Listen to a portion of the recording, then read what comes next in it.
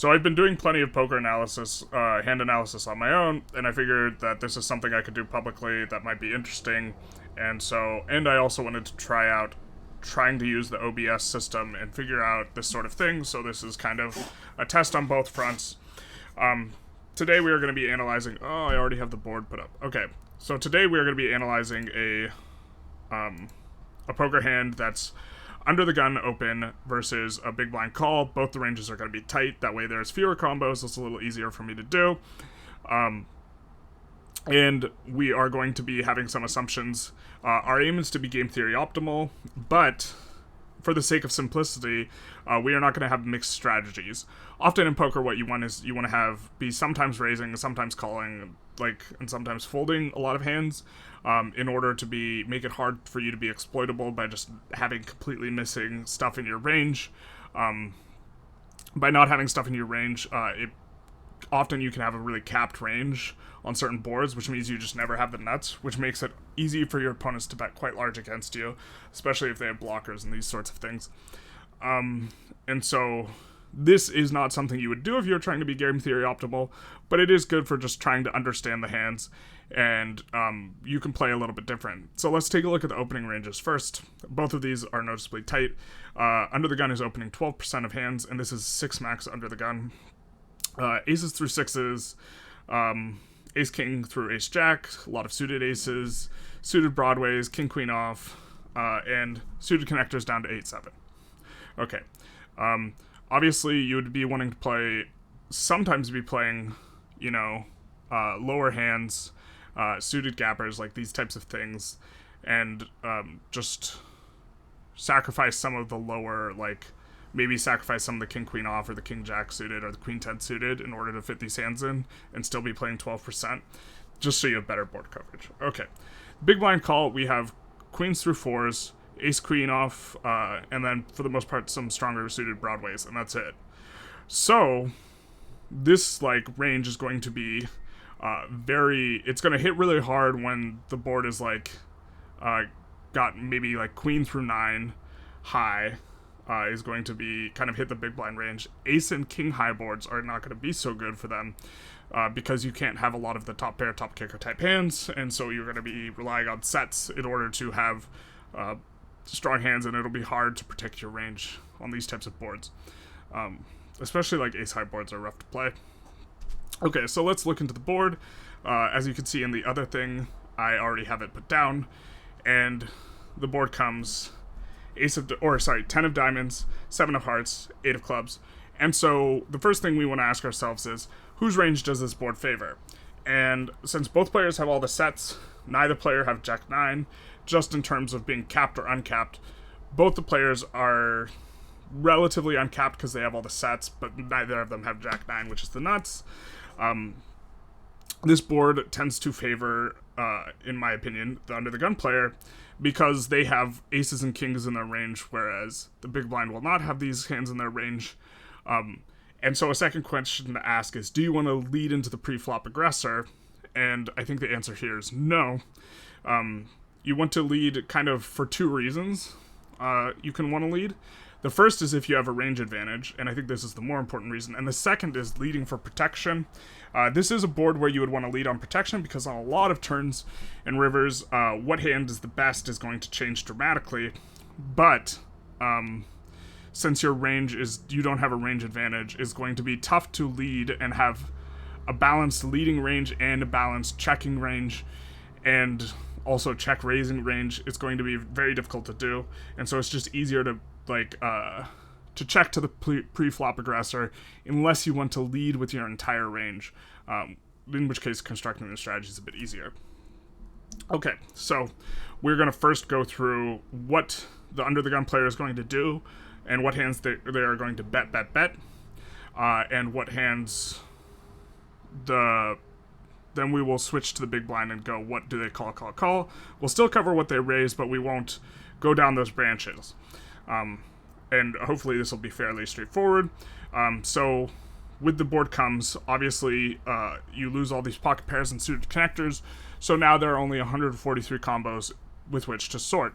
And so the first thing we want to ask ourselves is, what value hands do we want to bet and what do we want to check back? Because if you never have really strong hands in your checking range, you're going to be easy to exploit, because they can just bet, or they can just fold more often to your bets, and then bet really large on turn and river when you check back. And so you want to have some strong hands in your checking range. And here's the general principle. The hands you want in your checking range, you kind of want two things.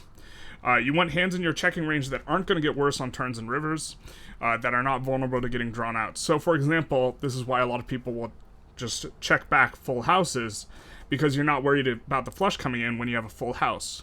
Also, if you have like a top pair, top kicker type hand, but you also have the nut flush draw, that's also a good selection to check back. That way your checking hand or your checking range can be a bit strong, and at the same time you're not weak against the like vulnerable runouts. The second reason to have or to check back certain types of combos is that you don't want to if your value hand blocks what they can call with, then it is going to be a better check sometimes if you are looking to have a checking range of strong hands. So, for example, here, if we're thinking about the sets, we have a total of 9 combos of sets, right? 3 from each number, or each card. So, if we are going to be checking back some of them, what should we check back? Okay, something I sometimes like doing is, if there is a flush possibility, I like betting with the hands that have a backdoor flush and checking back hands that don't. But we see we have a 3-tone board. Another thing you can do is they will be looking to call with a lot of their 10s, right? So if they have the 10s, they're going to be calling a lot. If we have 10-10, we block their 10s. And so 10-10, as far as sets go, makes a good check. So we're going to put 10-10 in our checking range, and we're going to bet our other sets. Let's see, we have 8-8 and 7-7. Is it lagging? Okay.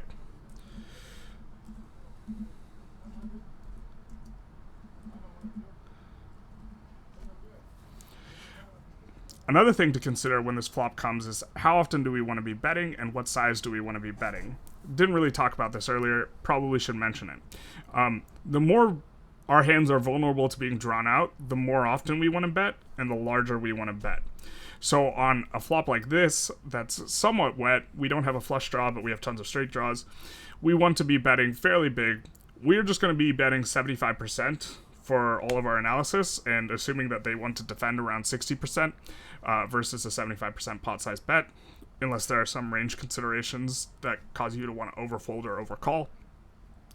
But on very dry boards like ace-7 deuce, 3-tone, you can bet really small, and you can bet almost your entire range when you're in under the gun, because you have a range advantage on those flops. Hands that are good are not going to get drawn out very easily, because it's going to be a lot of top pair, top kicker type hands. And so you can just bet almost your entire range small. Here we want to, I think, be maybe looking to bet.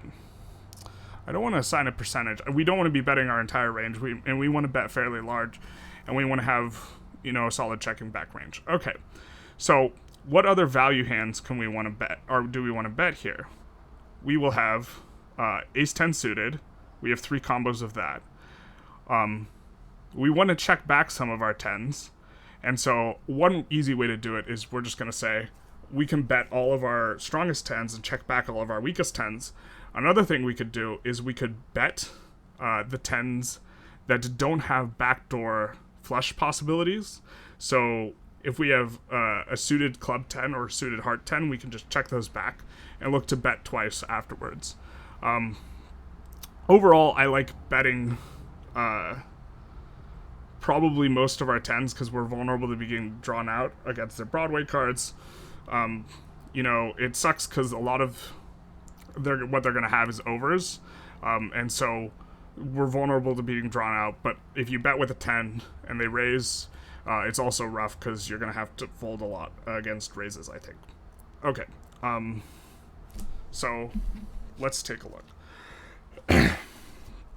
We have ace 10 suited, 3 combos of that. And then we have queen 10 suited and jack 10 suited. Why don't we say we bet with our queen 10 suited and check back with our jack 10 suited. Jack 10 suited also has another advantage in that you have a gut shot with the jack 10 suited, and so you have both equity and you also have you can spike a draw. So if you hit a 9, you'll hit a very strong hand. And this is not true with queen 10 suited, which you need to hit a jack at a 9. And so, in general, when you have hands that have good showdown value and they can improve on draws, these also make good candidates for check back hands. And so, we will have queen 10 suited.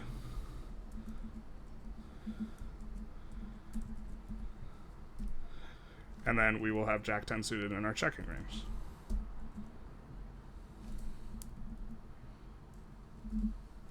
Okay, obviously we could still do some splits according to suits, but on a 3-tone board, it's less important, I think.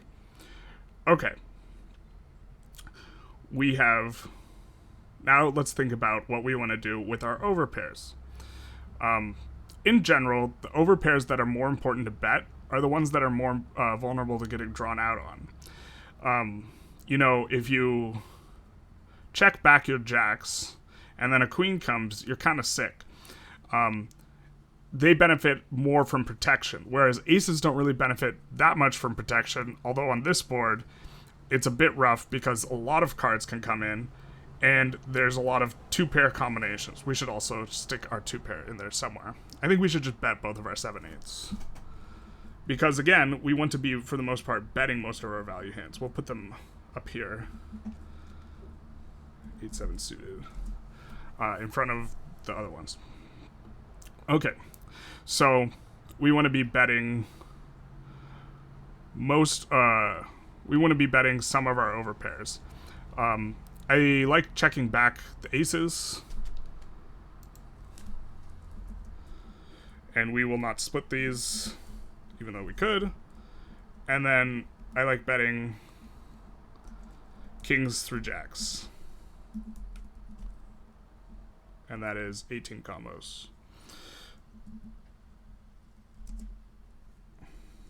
Okay.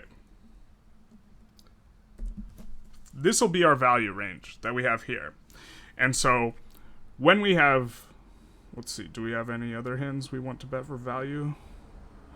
Probably not.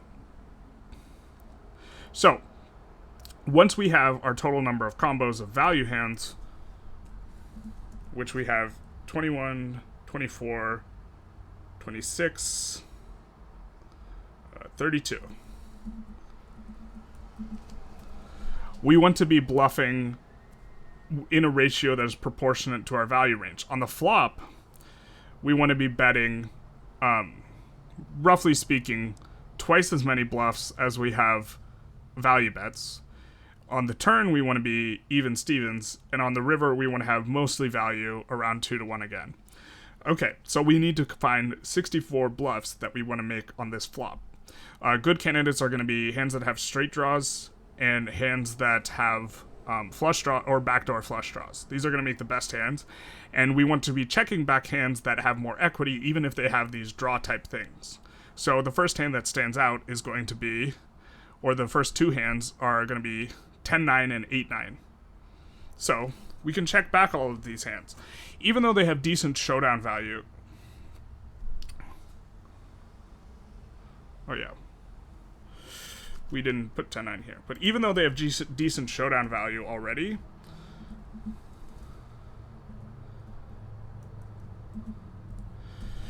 they are less vulnerable to getting drawn out because they are draws themselves. And so having these in the checking range is a good way to protect the range.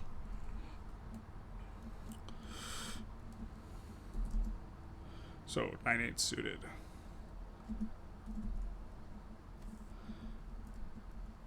Yeah. So, I should probably find a different place for the mic that's not in my way.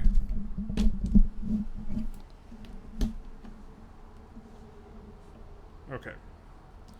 So, we are checking some of our draws that already have pairs. Because we have decent showdown equity and we are not as worried about getting drawn out on. It sucks what we do, but okay. In the same token, I think we want to check our nines.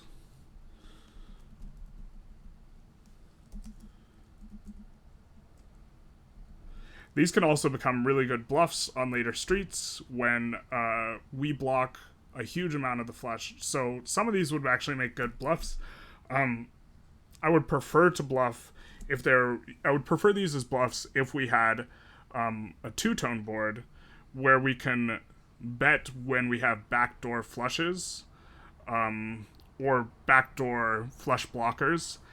But in this case, we're going to be wanting to bet a lot of backdoor flushes, and we have more backdoor flushes because we have 3 different suits to do it with, and so we're not going to bet the nines as a bluff. Also, they're a little strong to be betting as a bluff anyways, so... right, because they beat second pair type hands. Now, what do we have? Let's see. Do we have 6-7 in our ranges? No, we don't. So 6-7 would actually make a decent bluff or a decent check back because it is it blocks. It has straight potential, and it blocks some of the nuts. Or not nuts, but like second nuts. So it both has blockers and straight value, and it's also like the worst pair you can have, and so that is a sensible bluff. We could also bluff 6s, which maybe we will bluff 6s. We'll see when we're getting into our bluffs. I don't know if we'll need them as our combos. So we have... I don't think we want to bet with a lot of our strong aces if we can avoid it with the ace-king off and ace-jack off. If there was two-tone board, we could bet when we had a lot of the aces. So let's bet with our weakest aces that have backdoor flushes. So...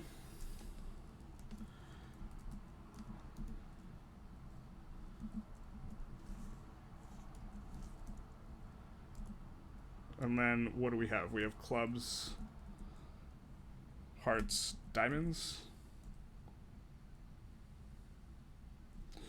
And so this is 6 combos right here.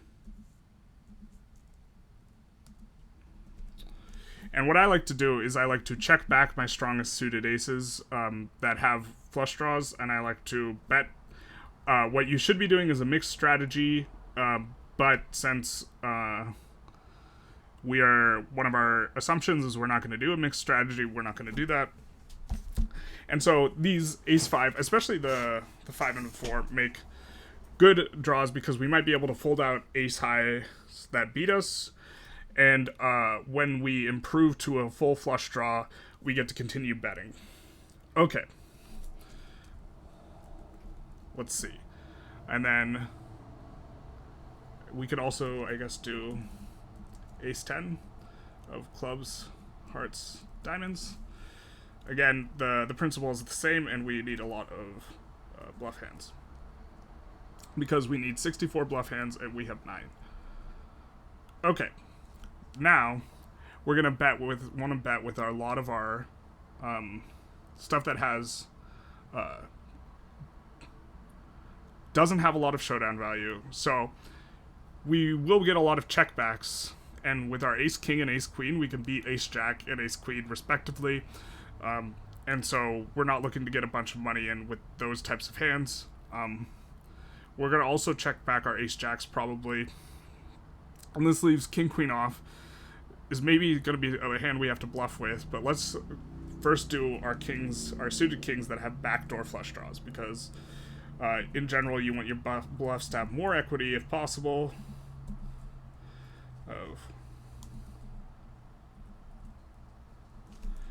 And I don't think we're going to get there on that, but we might be able to. And then queen, jack through queen 10.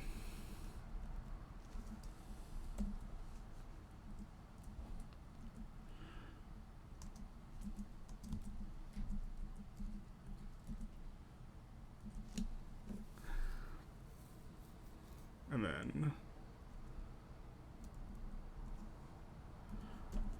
So we are currently at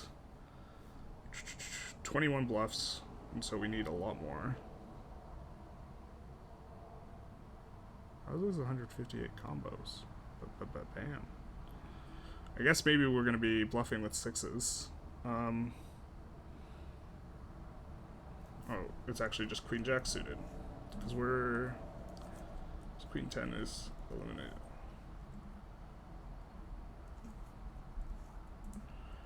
Okay.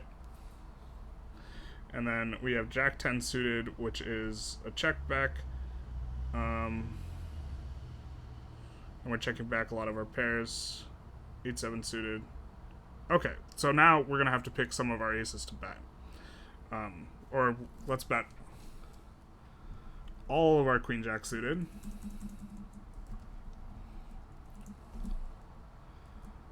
And all of our King Queen through all of our suited, these guys as well.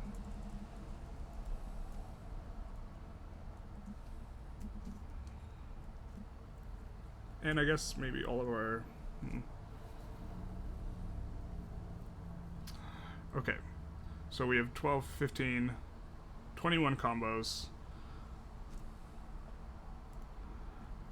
Let's add all of our King Jack, which, you know, does have some backdoor nut straight potential. Or our King Queen, all of our King Queen. But this is going to be the bluff that we give up on most. As we're going to have to give up bluffs on later streets as well. We want to be betting all of our Queen Jack, which we are. Let's see, 20, 28, 31. Let's bet all of our suited aces, I suppose. They're not generally going to be that good on showdown. And if we're thinking of betting ace jack, actually no, I like this. Because ace jack has backdoor straight potential with the 9. And our opponent, we might be able to get ace queen to fold on later streets, and it has more equity than the last ace 5 combination, so.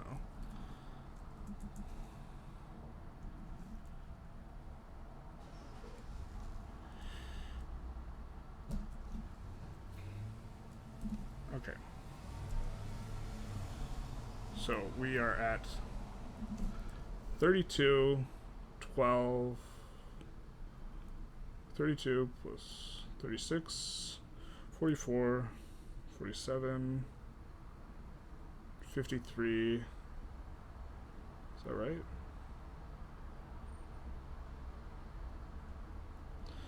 So we need to come up with even more combos of bluffs. 53 combos.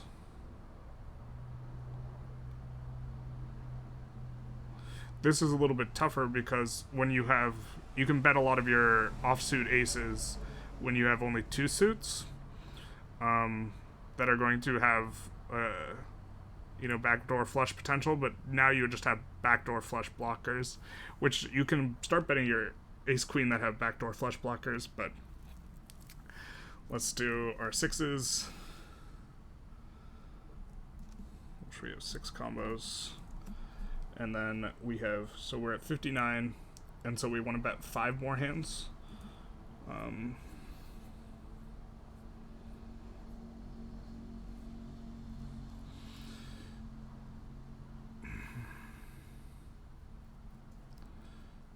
I guess we could bet ace queen that it has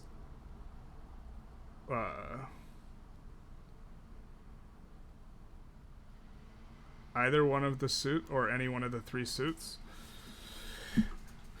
And so that would be that'd be 6 combos total, which is about what we want. And we'll be able to barrel when a jack comes, I guess.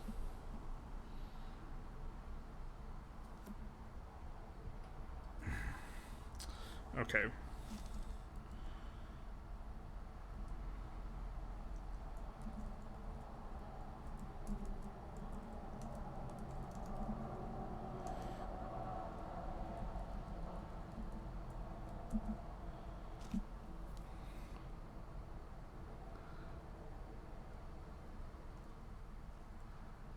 Yeah, so there's going to be 6 combos with that.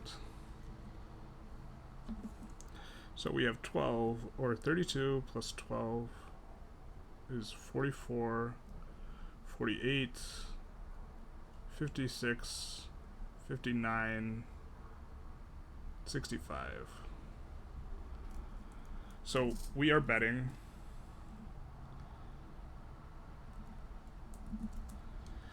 32, our value bluffs, bets, sorry, 65 equals 97, or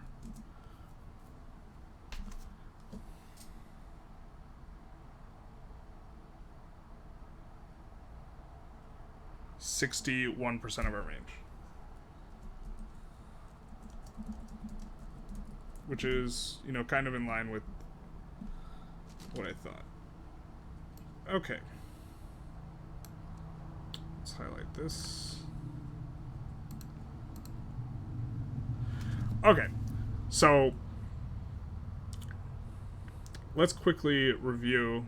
There's going to be, so we're not going to fill out the check back hands, but they are going to be, you know, ace king, the 10 other combinations of ace queen that we're not betting, you know, the ace 10 of, what is it, spades, and the ace 5, ace 4 of spades, which is nice to have some amount of, or sorry, we're betting ace 10 of spades, yeah, we're betting ace 10 suited. Never mind. Okay, it's going to have more hands than it has currently, because it's got to add up to 158. But we are not going to concern ourselves with the check back range because we are primarily focusing on our betting range right for this one, because we are not exploring all of the threads. Okay, so for our turn card, we get the King of Diamonds. So let's take a look here.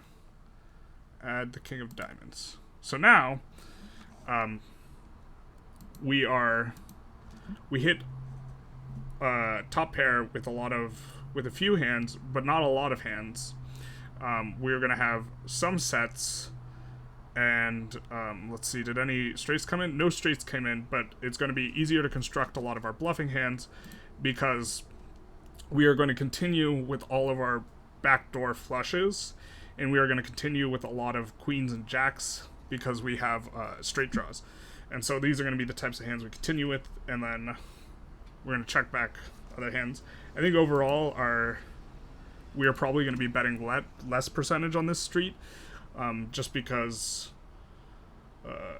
we're not going to bet our 10s anymore, and maybe we'll bet queen 10 or something.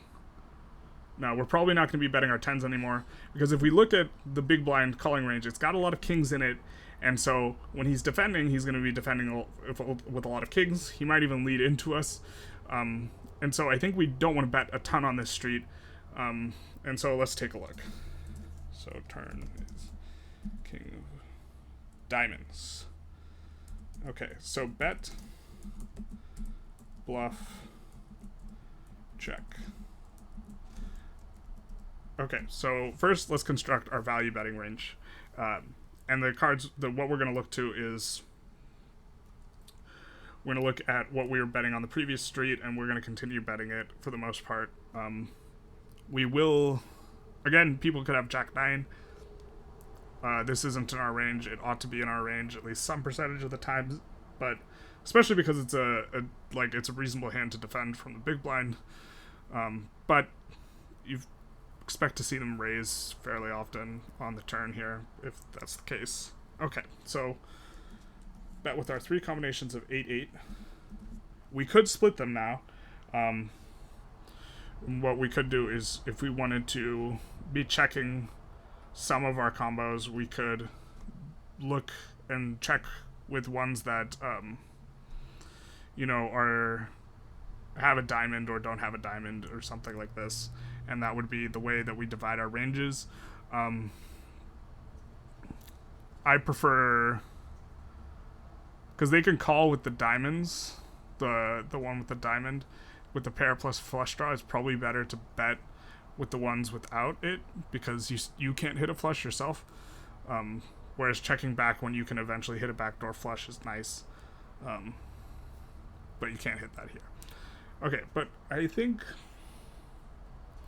we could just bet all of it and have a weak checking range on the river, because there's like a million draws now. Just about, because they're going to have a lot of Broadway hands, and because now there's a King 10 on here, there's just an enormous amount of draws. They can potentially have King 10 in their range, and they're going to call with that. And so I think I like just betting all of our sets. And maybe we check back 8-7 per protection. We actually...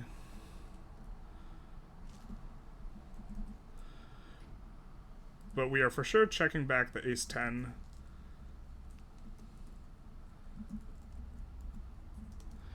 And the Queen-10 suited. We could maybe get calls from worse hands with Ace-10 suited, but I think a lot of his calling range is just going to be stronger. And... oh, we forgot to do this part. Okay, I am going to pause the recording and make all the combinations of hands that... diamond hands that come out with the King 10 of diamonds. I'm going to make those go away, and then we will continue the video.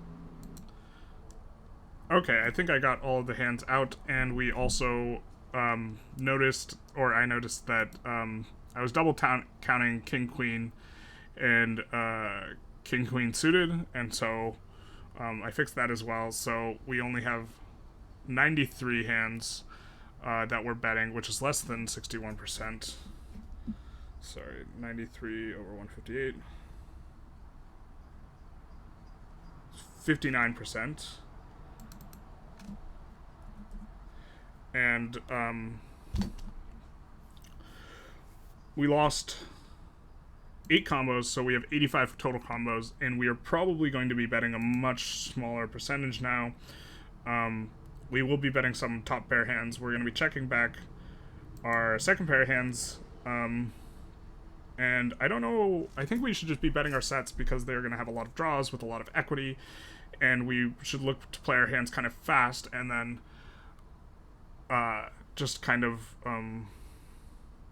be sat on the river sometimes. And maybe we'll check back King Jack, because the King Jack has the most, can spike a 9. So we'll be checking back some top pair hands and looking to call with the King Jack. Maybe is a good way to do it, but let's get through. We are betting our kings, which now there are only 3 combos of. So we have 3 combos of sets in our betting range, or 3 different types of sets. So our betting range is quite strong. It's going to be difficult for him to come over the top of it. And let's see. We will be checking back jacks and queens now.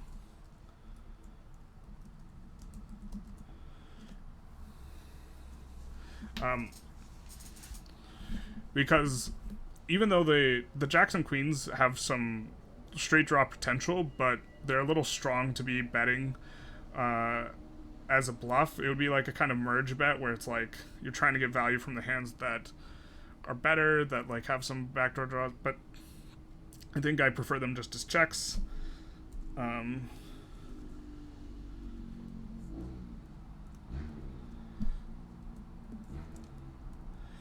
then we can check the 8-7 suited for protection, the 2 8-7 suited. This might not be necessary, but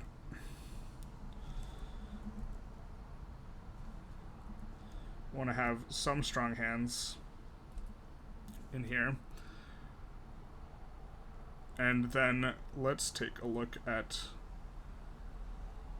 So, we will be giving up on a lot of the bluffs that the backdoor flush draws that obviously we don't hit. So we will now be betting ace 5 through ace 4 of diamonds.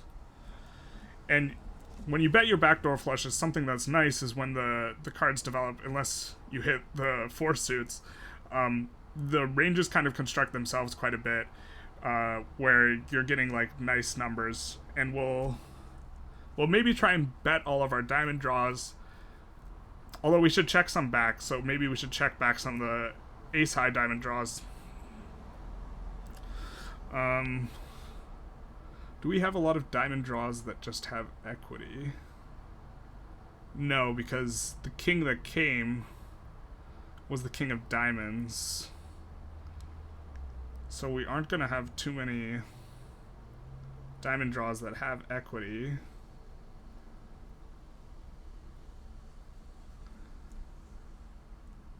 Did we count ace 10 twice? Jesus. This is a hot mess.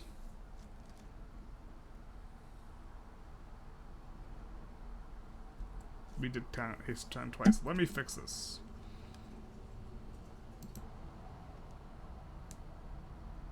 Okay, so I fixed our double counting, and again, now we're not bluffing enough on the flop, but I don't think we need to worry about it too much. So we want to have some...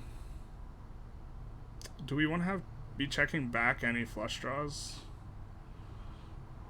So here's what we could do, is we could check back ace 5 suited, and because it'll sometimes have showdown value, and then bet ace 4 suited, and then we're just gonna bet them all, and then with the understanding that our checking range is going to be particularly bad against flushes, but okay, we can look to call when we block flushes, which we will have blockers with the queens and the jacks that are going to block a lot of the value bets and the flushes, and so that seems like somewhat reasonable. Okay, it's a bit unfortunate that the top pair on the previous on the flop is now has an overcard coming, because we don't have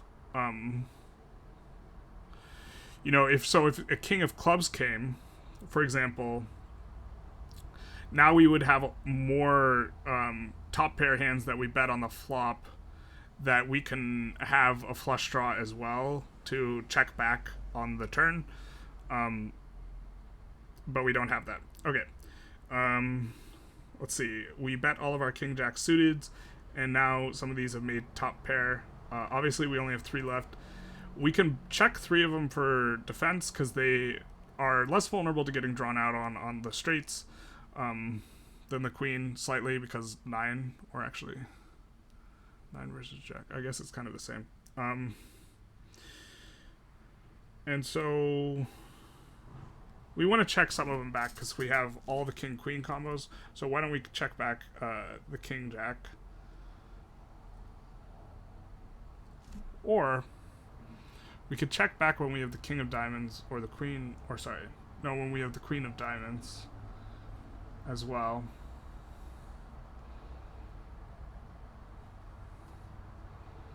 That way we protect our checking range a little bit, and then we could call down sometimes.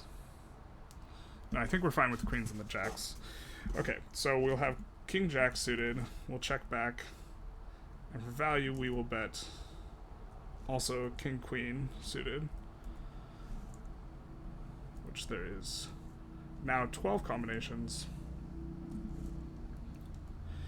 And we have 3 combinations of this. Okay.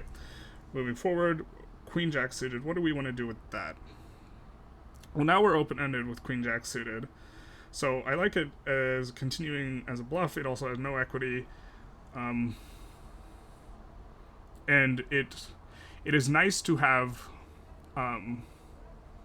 non-diamond draws in our bluffing range, because when it bricks, we don't want to actually bluff with the diamonds, because the diamonds will be blocking hands our opponents could be calling with, and so it's better to have non-diamond bluff hands. So this will make a nice bluff.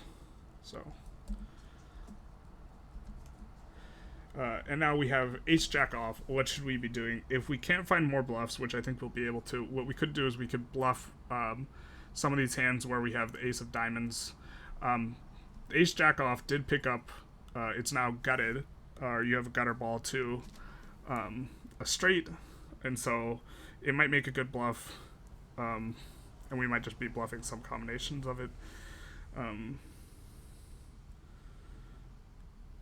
Yeah, I guess we have to find some bluffs. Okay, so we have, what is this, 21 value hands.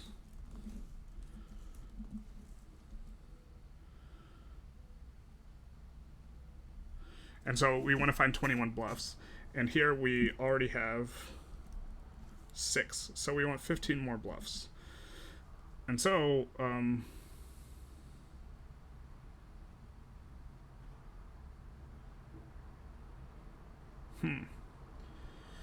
finding these bluffs is hard. Because, well, I mean,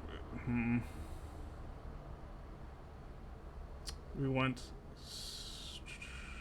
16 more bluffs. We could bluff half of our ace king, or half of our ace queen, and half of our ace jack. And we could bluff always when we have the ace of diamonds. With the, if we hit on the diamond draw, we're gonna continue. What happened to all our diamond draws? Let's see. Do we really not have that many? I guess not.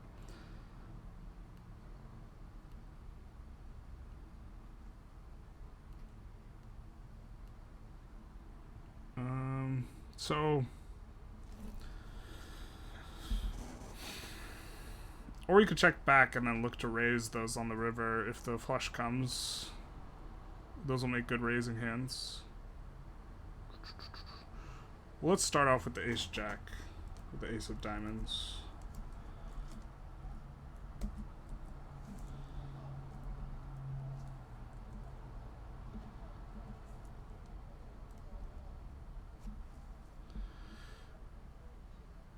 And, you know, maybe we just, well, let's see, we checked back. Do we check back ace jack suited? Or, well, we could have.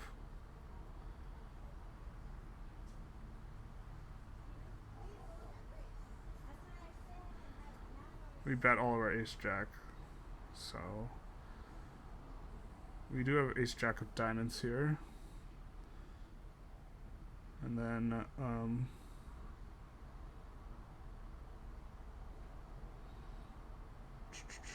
I guess we can do that.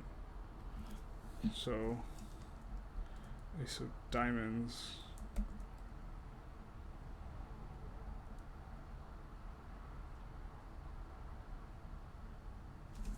Jack X. So now we have 13 hands and we need 8 more to match our value bluffs. Or we could check back more of our kings, which I don't hate. Maybe that's the solution. Oh, sorry. Queen X.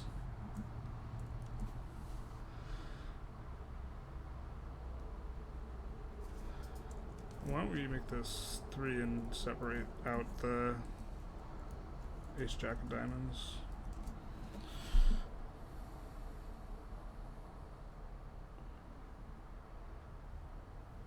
We could also bet some ace jack combos that, or some ace queen combos that do not have a diamond in it specifically. I actually like betting ace jack of spades, because that means he can't be on, or it's more likely that he had a backdoor flush combo draw thing.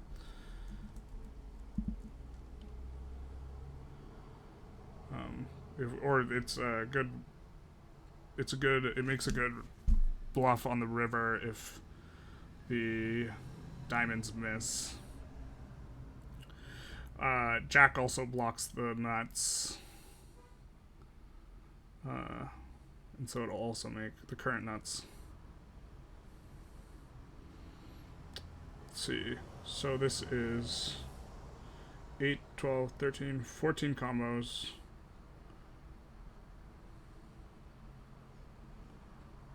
Just bet more ace jacks.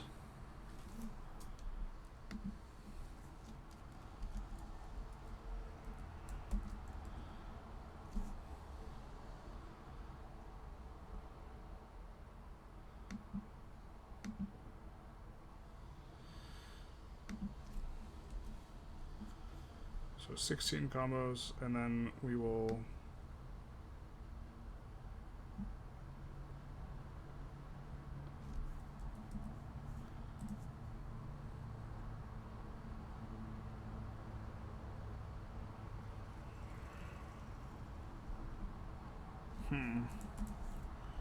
could check back with the queen of diamonds.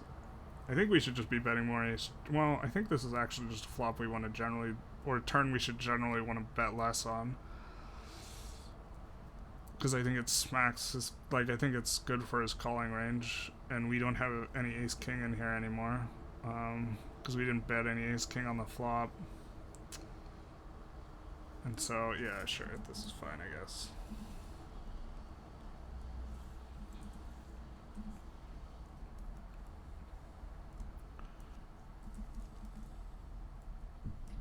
Oh, king X, queen diamonds. And there are 3 combos. And then we have 1, 2, 6, 7, 10, 18 bluffs. This is close enough.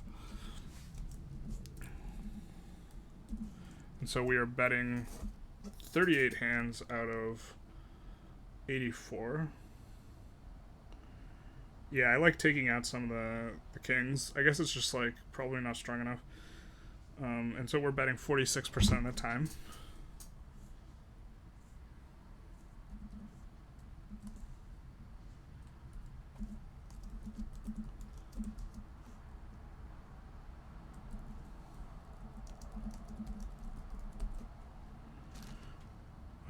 Wow, this video recording is getting to be quite long. I guess I might only do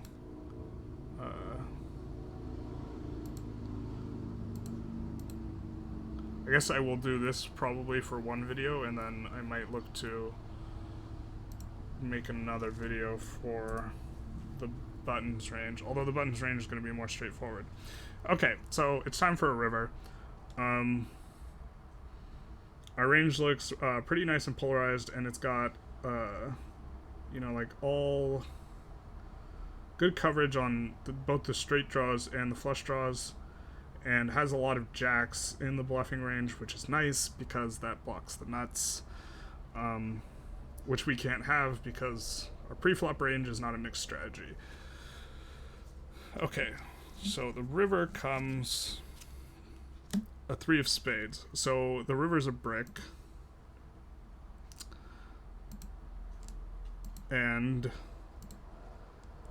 now we need to see what we want to do. Okay, so we have no nut range.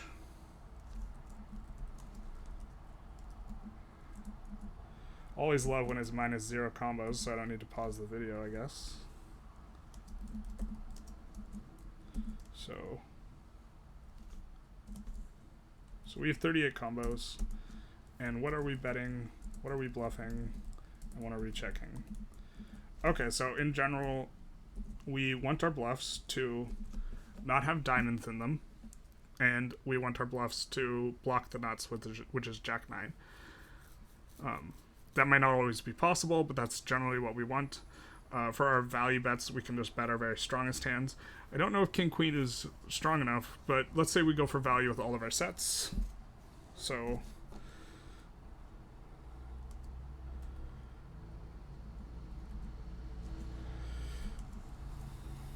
and then if we want to be bluffing about half the time that we're going for value.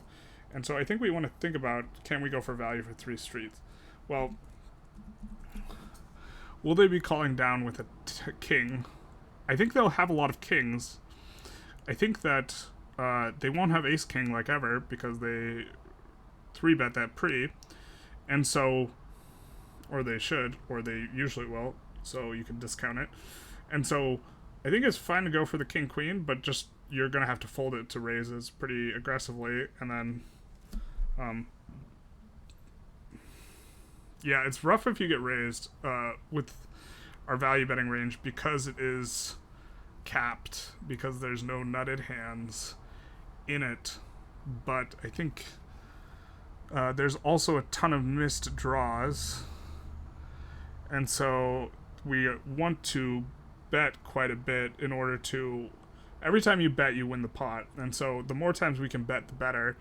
I think the king-queen will beat some of their calling range because I think they'll have a lot of just incidental overcard, smack a king type hands. And so we'll do that.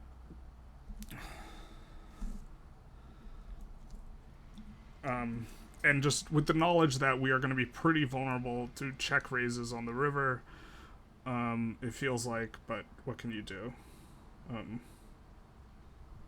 I forgot to put aces and if we go back to our turn combos, we don't have, oh, we checked back aces and then we checked back kings and queens. Okay, so we didn't forget. Okay, so we will have, and they might be getting sticky with jacks and queens and something like this. And so let's see, we have 6, 9, 17, so we can have 9 bluffs, and then we'll be checking everything back. And so the best bluffs are going to be the queen jack non-diamonds,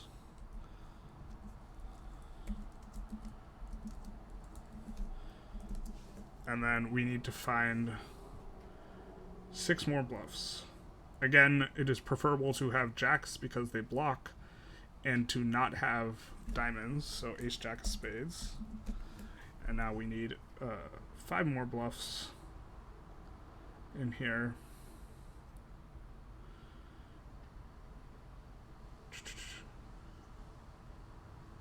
So I suppose the next best ones are the ones that don't have the ace of diamonds. So we have the ace x jack of diamonds hands, which there's 3 of, which again, they block the 9-10, which is the, or sorry, jack-9, which is the nuts. And let's see, that's 7 combos. Could also just be okay under bluffing this spot because I think we're vulnerable to a check range. I think I'm fine with that. If you wanted to add 2 more combos, you could just add more ace jack, I think would be the way to go, not the ace queen. Yeah. So we are betting everything else. Everything else is a check, which I suppose you could also just check back one of the combos of king queen in order to make the ratios correct. Or is it 2 combos? Let's see. 17. This is 17, and then you could check back 3 combos of king queen, I think would be the way to do, to try and balance the combos. And so the bluffs come out very nice, where we are just betting entirely hands that block the nuts, and trying not to have too many diamonds in them because they can be getting sticky with diamond draw, which they will obviously fold on the river or check raise. And we're checking everything else. I think I like that.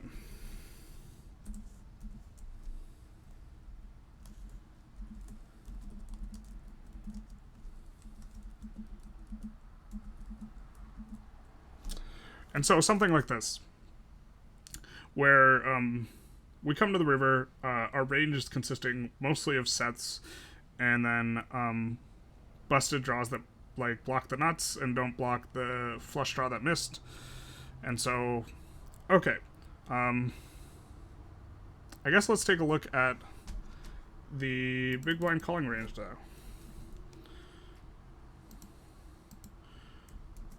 Oh.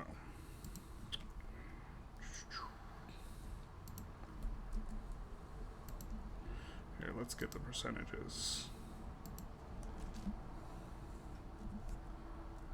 Actually, we'll just bet all 8 combos of king queen and not make it complicated.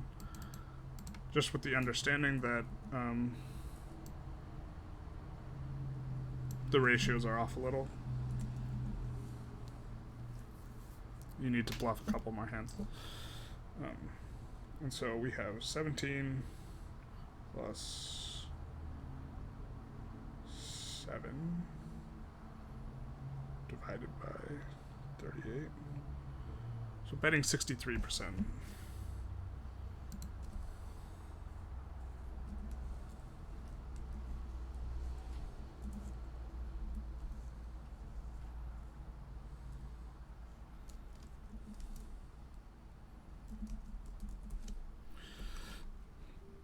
Notice the Queen Jack made an excellent hand to bluff with when we missed, and also had a lot of equity. When we also, if the flush draw hits, all of our ace X or ace of diamonds, jack X or queen X make really strong bluffs because we block the new nuts. And so this is the type of thing we want in our bluffing range, especially on the river. On the flop and the turn, we want equity on future streets when we're bluffing, and on the river, what we really want is to not block draws, and to block the nuts. And so equity becomes much less, or well, like equity is not important. And so a lot of times, a lot of creative bluffs are like pairs that have a good amount of equity, like pocket pairs that just like can't possibly be good anymore, that like block straights, stuff like this, or happen to block like backdoor flushes or stuff like this. Okay, so we have range here on the flop, which is the same flop we're going to analyze, which is 10 of diamonds, 8 of clubs, 7 of hearts. And so we will be checking this, and we will not have a leading range. I think we discussed that earlier.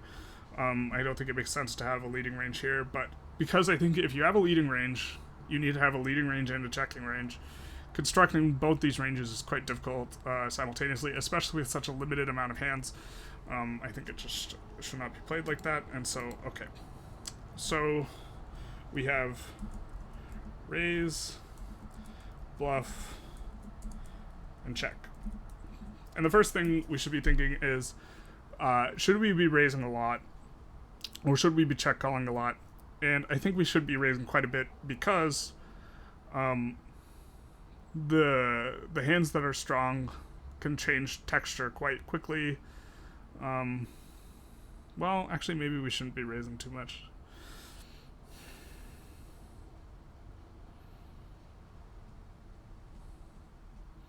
See, this is a tough one, because they're going to have a lot of overpairs, so we can't really raise top pair type hands. We aren't going to have a ton of draws with a ton of equity. Like, we have the queen jack, I guess, is like the draw with like the most type of equity.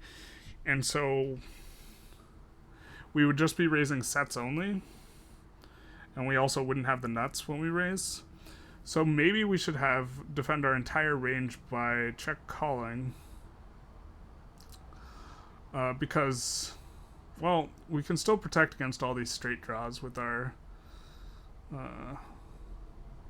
sets. So let's apply the same philosophy. We are check raising.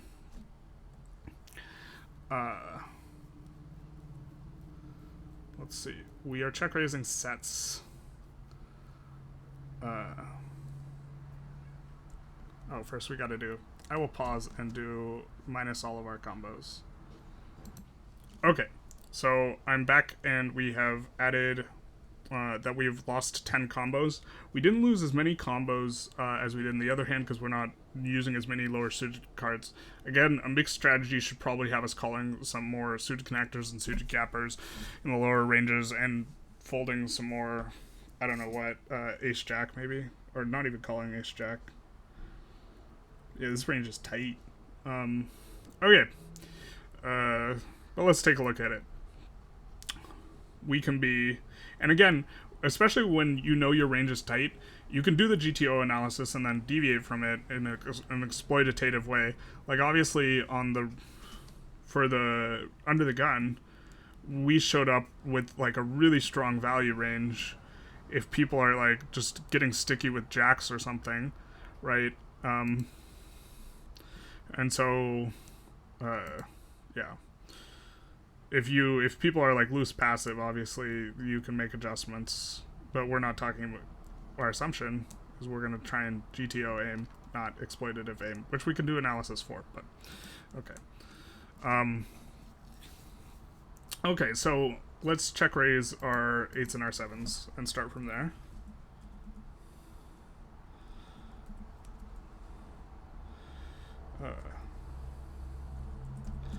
And then we have to think about, do we want to value raise any other hands? And do we want to value raise 10s, jacks, or queens?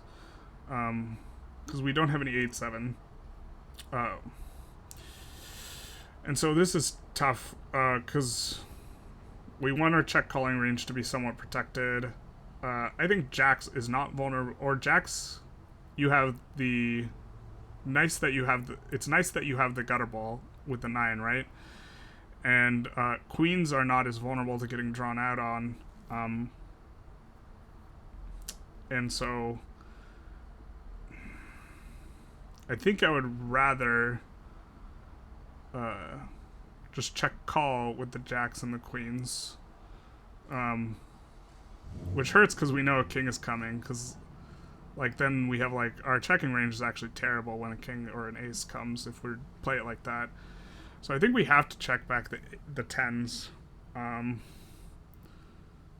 and okay, we're gonna check back the 10s. And then now we need to think about what we are doing with Jack 10 suited, which obviously we have 3 combos of. I don't mind splitting it here as well, where we check it back. We could even raise it.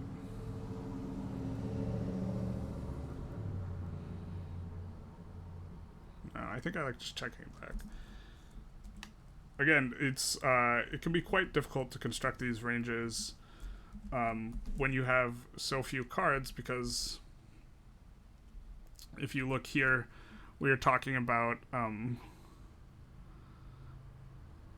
you know, trying to have a strong check raising range. Like our check raising range should have more strong hands than our check calling range for the most part. Or well, not necessarily. We just have to not raise too many bluffs. And so I think we just actually just don't want to be bluffing too much on this flop. Just because we want to be check calling with queens and jacks, because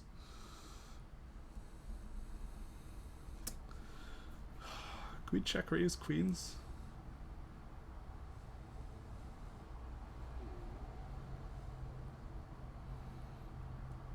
What's the calling range gonna look like? See, this is tough because there's so few combos that let's just assume we're gonna flat with queens and jacks,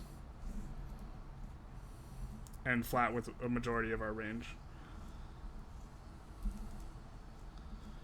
Even though we know a king is coming, so this is gonna hurt.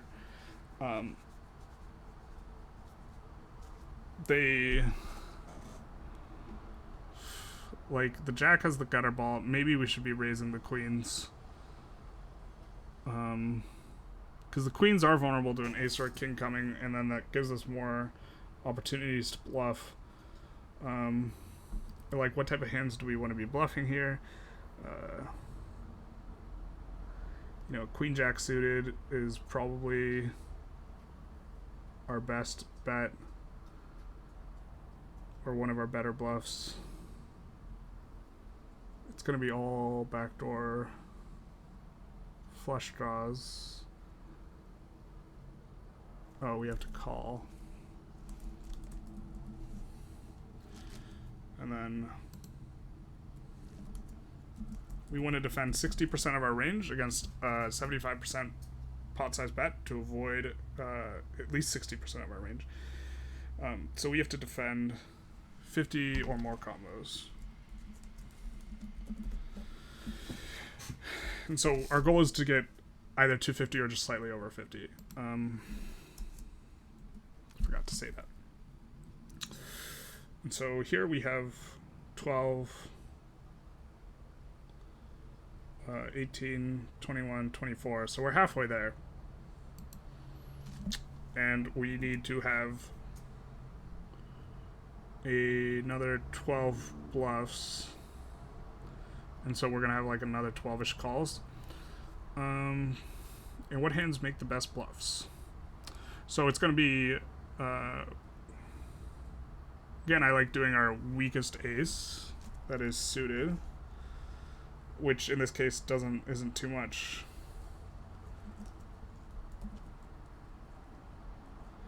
Of, what is it, clubs, hearts, diamonds.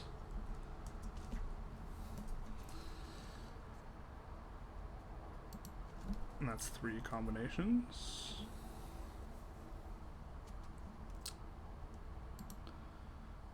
And then Queen Jack, probably could do all of Queen Jack.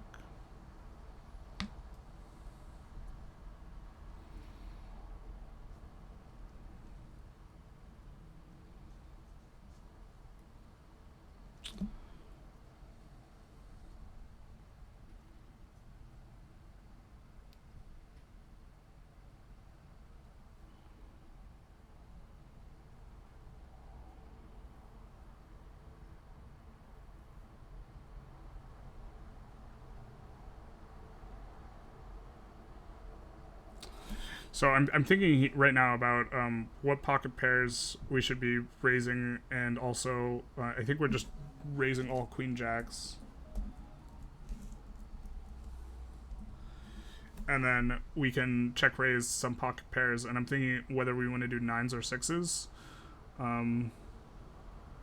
We want to have 12 total combos, so we can actually just do a little bit of both 9s and 6s. We can be raising when we either have 2 of the suited cards, or when we don't have 2 of the suited cards. I think I like just calling with 9s though, so I guess we can raise with some of the 6s, and we'll just raise with... But I also like raising King Jack with the suiteds, so we'll raise 2 of the 2. We'll do that.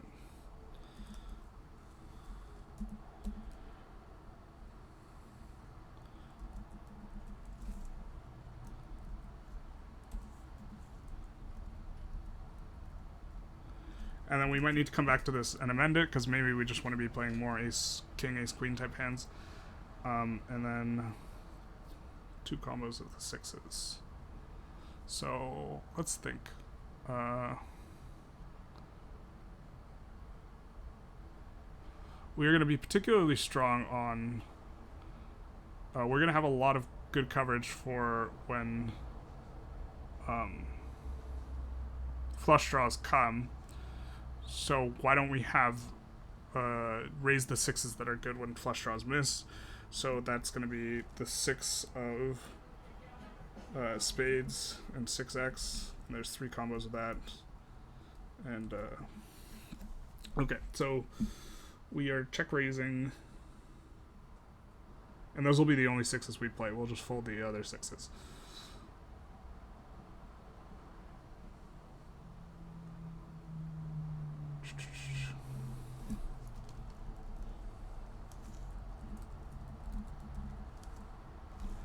So this is 6 combos.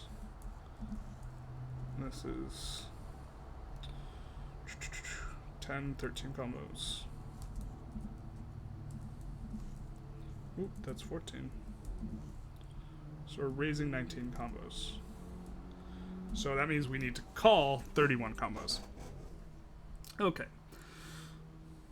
We already have 12. So we need 19 more hands to go into our calling range. Well, first of all, we have the 9s. Let's put those here. Or no, not the 9s, but the 9s. 9s seem to make a great call because they can make a good bluff on later streets as well. Because they have decent showdown value, and they are less liable to being drawn out on because they are drawing out on. And they block the nuts. So those are going to make really good bluffs on later streets. And that puts us at, what is it? 21. We need 10 more calls. So we're going to have to think about, are we calling with... So we're going to call with all of our ace-queen suited.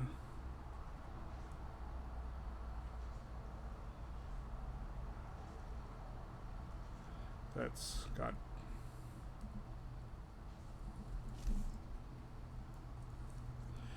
And then we're going to call with our ace-10 suiteds, which there are 3.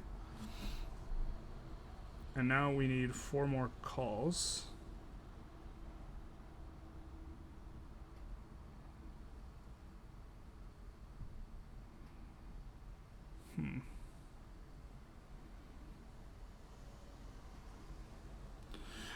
I guess maybe it's like what we did earlier here, where we're just going to call when we have 2 of these, and then we'll have nicer bluffs later on if flushes hit. And this puts us calling a little bit too much.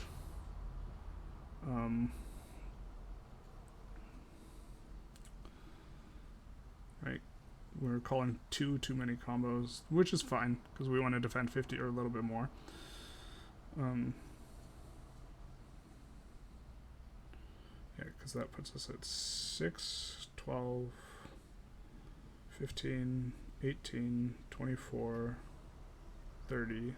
Wait, what? My math wrong. 6, 18, 21, 24, 27, 33. Yeah, so 33 combos.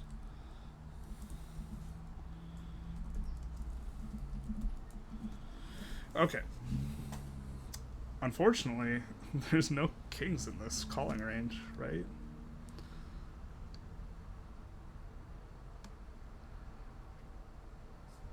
Oh, king jack suited plus. Okay, so we actually need to do something a little bit different here. We need to... Yeah, I would rather call with our backdoor flush stuff than this. And I missed out on the king-queen suited, and okay. So we're going to do... Still going to be 33 combos.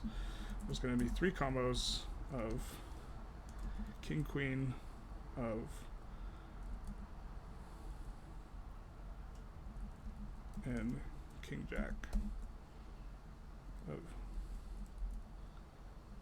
And one thing, so even though you have less showdown value than ace-queen with these king-jack and king-queen hands, for the most part, with these hands, you're behind their value range anyways, versus ace-queen. And they play well on future streets because when diamonds come in, you get to, you get to have strong draws as opposed to ace-queen off where you can only, like, represent draws later down the line. So I like this better. And so let's take a look at our overall how we're defending the flop with a total of 52 combos. We are playing all of our sets, a lot of our draws. King Jack is going to make, a lot of these are going to make nice bluffs down the road. We are not raising very wide, which I like without having the nuts. We will have some strong hands in our calling range that we will look to raise on later streets. Okay, let's, as we know, the turn comes a king of diamonds. Okay, now I am going to pause and remove all of the hands that Ken no longer have. Okay, it looks like we are recording again, and we are defending. We have 31 combos after removing King, Queen, and Diamonds, and King, Jack of Diamonds. Or, sorry, yeah, King, Queen, and Diamonds, King, Jack of Diamonds. And so we will have to defend 19 combos against a 75% pot size bet. We want to be defending 60% plus, slightly above 60%, around there. And so we would need to defend 19 combinations to avoid being exploitable. If we defend way more, we will be exploitable by like overbetting, or sorry, by them value betting too much, or value betting more, or value betting bigger. And then if we don't defend enough, they can bluff more. So it's like, if we defend too much, they'll just bluff less. And if we defend too little, they'll bluff more as a way to exploit us. And so that's why you have the 60%, which gives you the strongest felting range, while still not being exploitable by under bluffing or over bluffing. Okay. So, raise for value, bluff, and check call. So we don't have kings in our range at all, so we don't bring in any new sets. And so the question is do we want to check raise just our 10s now that new draws have developed, and have a weaker, almost certainly weak, if we check range our 10s, it will be, what will our bluffs be? We would have to have 3 combinations of bluffs, which I guess would just be, or we don't have Queen Jack anymore. So I think we might want to defend this entirely by calling, just because we do not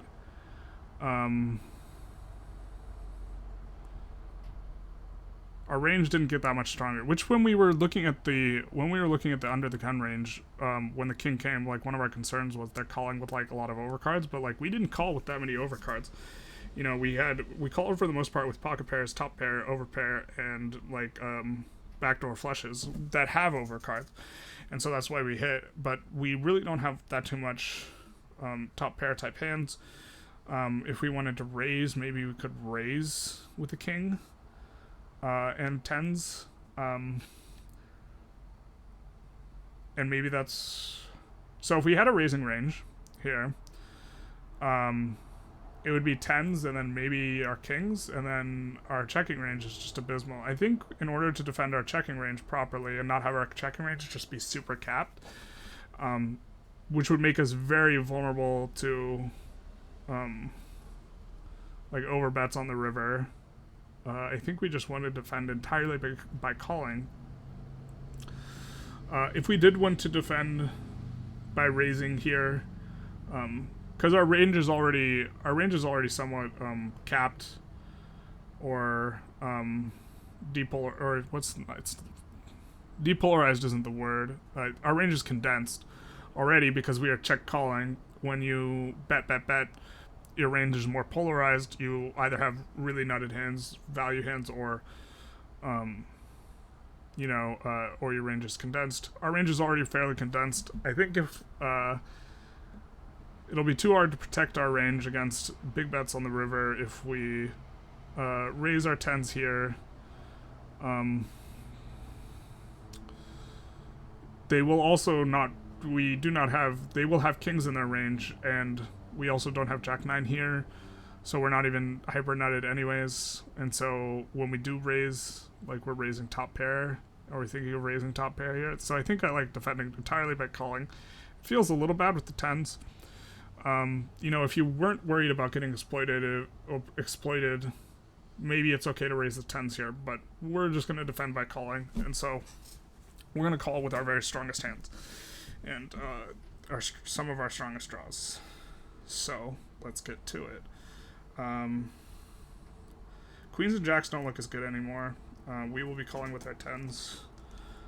We'll start with just our highest showdown value hands, which is our 2 combos of king queen suited,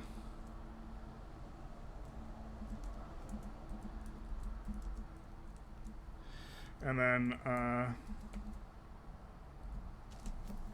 and our 10s. And we need to defend 14 more combos. In terms of flush draws, we have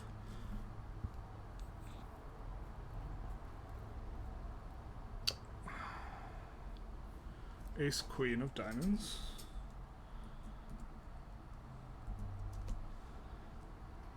Not a whole lot.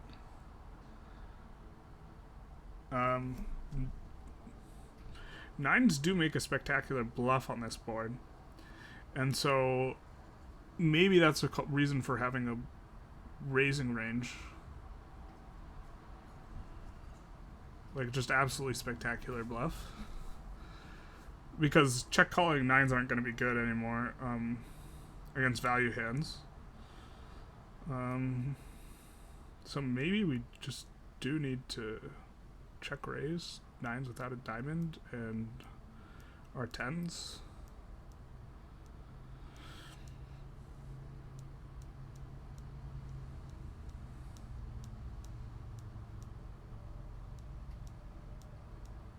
Or we could do nines without a club or nines without a heart. Check raise. That way we don't block, or nines without a diamond or nines without a club. That way we don't block 10-9 suited and 8-9 suited. And then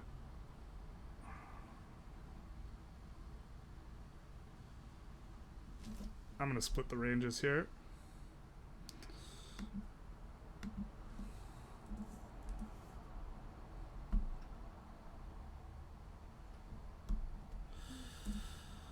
Okay, so what's the best 10s to just call with?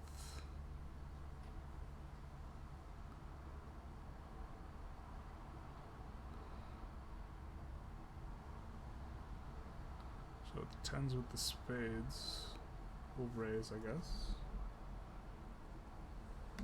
Because they're, yeah, okay.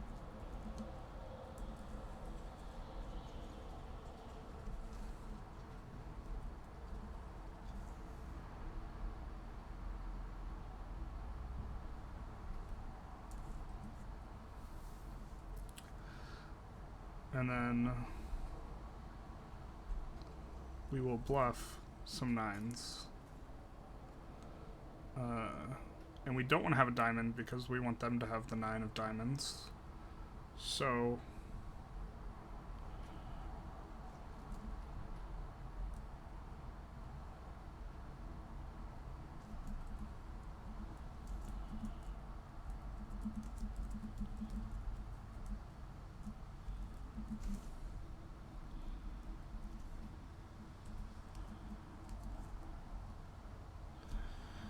and then we will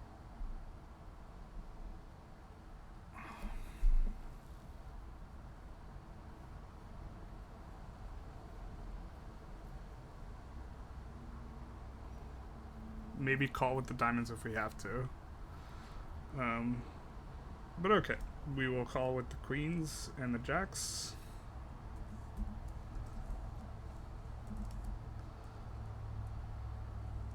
Because they have decent showdown value, and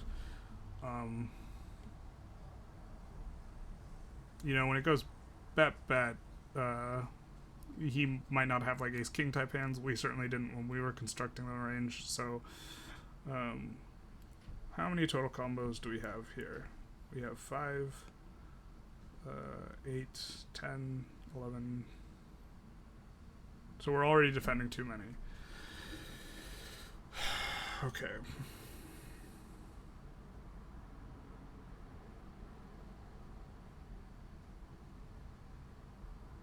Do we want to defend jacks or queens? Because, so 9, 10, 11, 12, 17.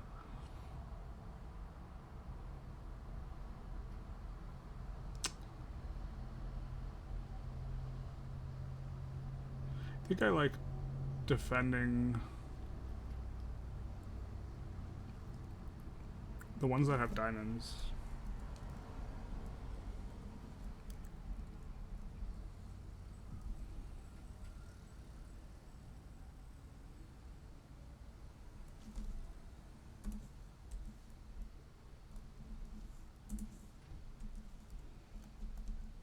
less likely that they hit O flush, and then some cases if flush comes, it'll make better calls because we have a diamond in our hand. And then if the flush doesn't come, our other hands like our kings and our jacks will be, or our kings and our sets will be good. I really wish we had more flushes here, or flush draws here. Which means maybe we're raising too many of them. But we called a bunch of them, just the problem is when the king of diamonds hits, then we lose a bunch of them. And so that's one of the problems with our range just being so small, and like, I don't know. This is 17 hands. We need to defend 2 more combos. We could defend 2 combos of 9s. We could defend the... Yeah. Which 9s? They're gonna be 9s with the diamond. I guess we could do the 9...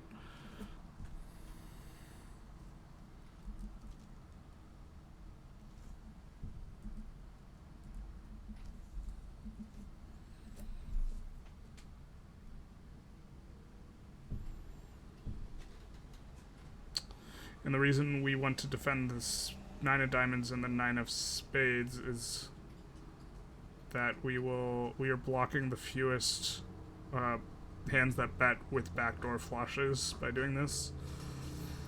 I think this is fine. This is 18 combos.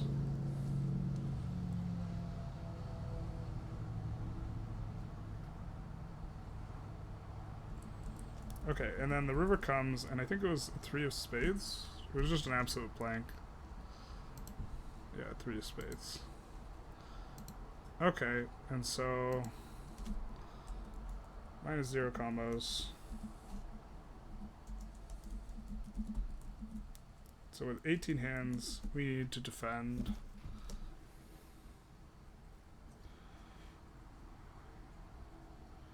10.8 hands, so defend 10 to 11.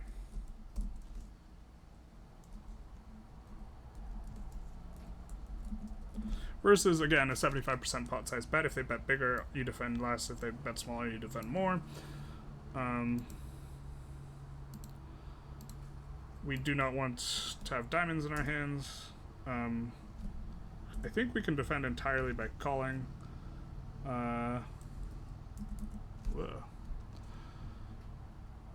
Just because...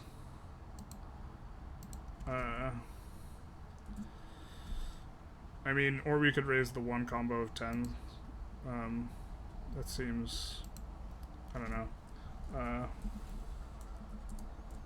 Optimistic. I guess maybe it's okay. Well then, like, another problem is that if we're...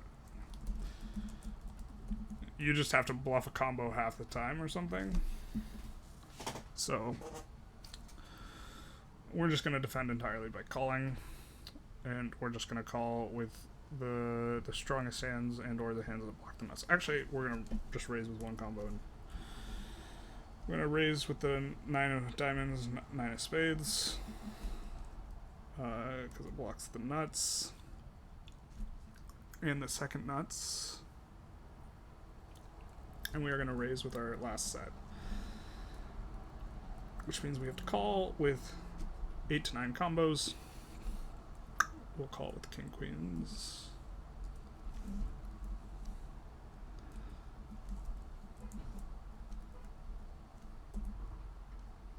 And now at this point we wish we had queens and jacks without a diamond because we want them to be bluffing with it. What's nice about the king jack and the king queen suited is they are non-diamonds because the king that came on the turn was a diamond, which eliminated those from our pool. We don't want to... Let's see. So we can call ace 10 suited, or we can call kings... Oh, wait. Oh, we just folded our ace 10s on the turn, which makes sense. Rather call with the queens and the jacks, but now we need to find which queens and jacks we want to flat with, I guess. It's not too bad. I just think it's our 3 combos of queen queen, and then our jack that has a spade in it, and then that is 4, 6, 7, 8, 10 combos.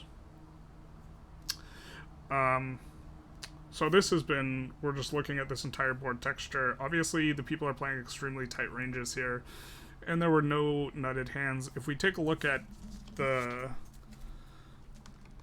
let's take a look at the value betting range on the river. You know, it sets a king queen, which does quite well against the calling range here, which is rough.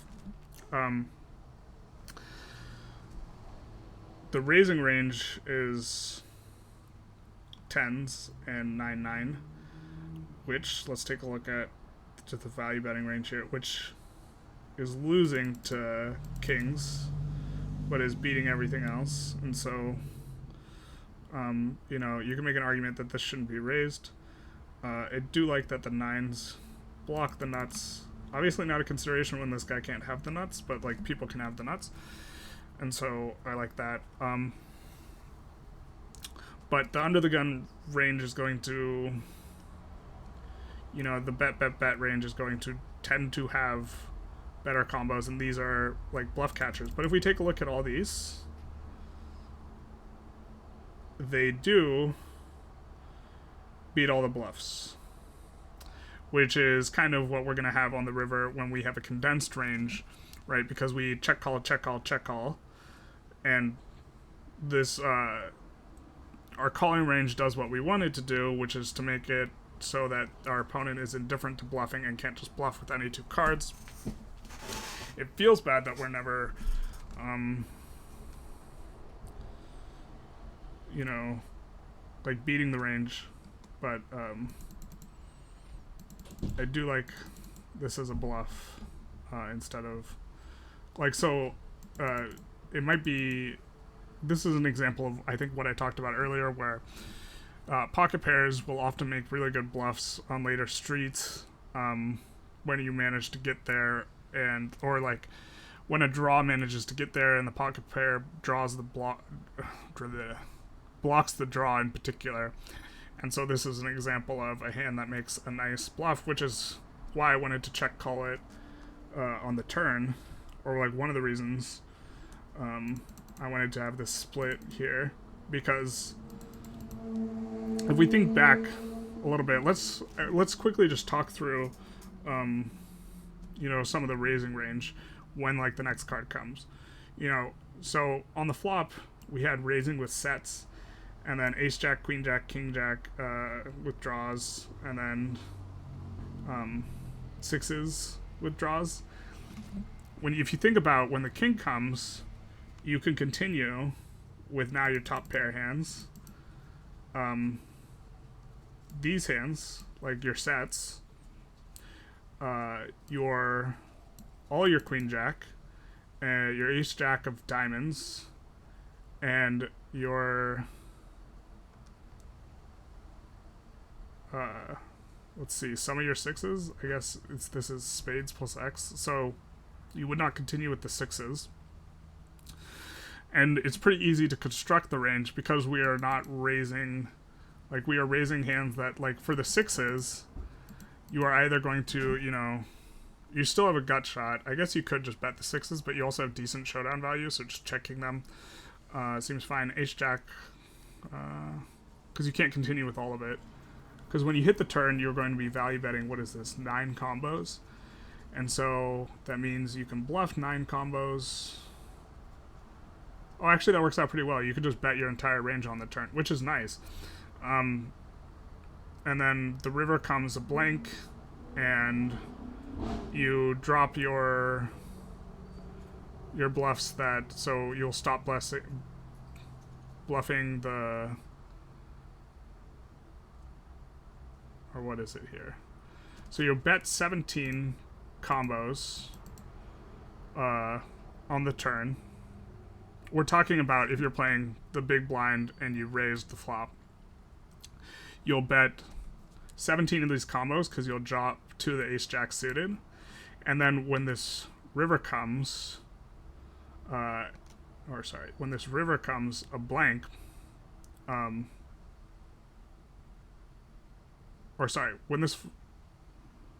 you're betting 17 of the combos when the king comes, and then you're just check folding, I think, the ace jack, and maybe, which makes you exploitative, but like, you could probably also just, you have 9 combo hand, what is it, 9 value hands? You actually just can bet the entire range on the turn, including the ace jack, and then on the river, for value, you can bet the sets and check call the king jack, and then,